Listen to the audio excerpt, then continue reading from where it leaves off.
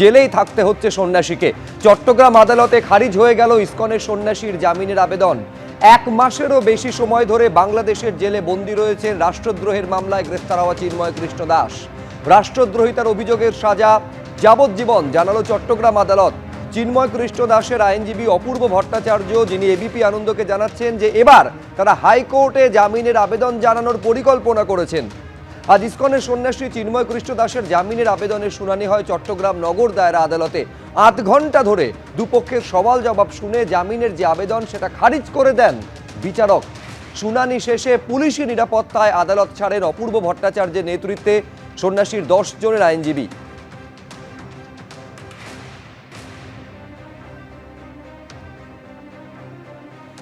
সন্ন্যাসীর জামিনের আবেদন খারিজের পর চিন্ময় কৃষ্ণ দাসের আইনজীবী অপূর্ব ভট্টাচার্যের সঙ্গে কথা বলেছেন আমাদের প্রতিনিধি অর্ণব মুখোপাধ্যায়। কি বলেছেন অপূর্ব ভট্টাচার্য, দেখুন।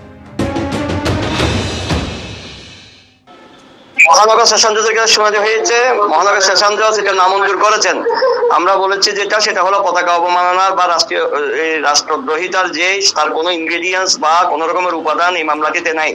অর্থাৎ প্রাইমারি যে কেস যেখানে এখানে নেই, সেখানে ওনার জামিনে কোনো আপত্তি থাকার কথা না এবং জামিন না দেওয়ার কোনো কারণ নেই। সুতরাং আমরা জামিনটা চেয়েছি, কোর্ট সন্তুষ্ট চিত্তে এটা নামঞ্জুর করেছেন। এখন সেটা হচ্ছে আমরা হয়তো আইনগত যেটা সিস্টেম সেটা হলো উচ্চ আদালত, আমরা জামিনটা চাইবো হাইকোর্টে। আজকে আদালতের ভেতরে কি অবস্থা ছিল? খুব কি বিশৃঙ্খল অবস্থা? সুবিধা পেয়েছি, কোনো সমস্যা হয়নি আমাদের। কোনো সমস্যা হয়নি। এরপর আপনারা কোথায় আবেদন করবেন, কোথায় যাবেন? আমরা এখন ঢাকা চলে যাচ্ছি সবাই। কবে আবেদন করবেন? as soon as possible, আমরা অতি শীঘ্রই এটা করব। আজকে সরকারের পক্ষ থেকে কোনো আইনজীবী ছিলেন? হ্যাঁ, সরকার পক্ষ থেকে ছিলেন, মহানগর পিপি ছিলেন। আচ্ছা, পাবলিক প্রসিকিউটর অফ মেট্রোপলিটন উনি ছিলেন। আপনারা কি দাবি করলেন আজকে কোর্টের কাছে? আপনাদের কি যুক্তি ছিল? আমাদের যুক্তি ছিল এগুলো আদালতের কাছে আমাদের যুক্তি যেটা সেটা হলো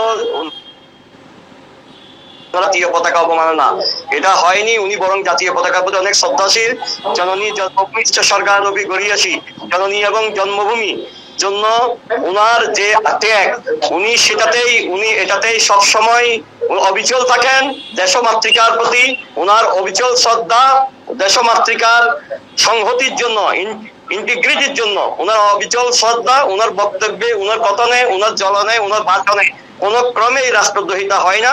এবং কোনদিন উনি ছোট কাল থেকে যেটা দেখেছেন একজন সন্ন্যাসী মানুষ, এই সন্ন্যাসী যিনি নিরামিষাসী এবং কৃষ্ণ প্রেমে থাকেন, উনি কোনদিন রাষ্ট্রদ্রোহিতার কাজ করতে পারেন না, দেশমাতৃকার ভক্ত হিসেবে থাকবেন উনি। কিন্তু সরকার কি বললেন?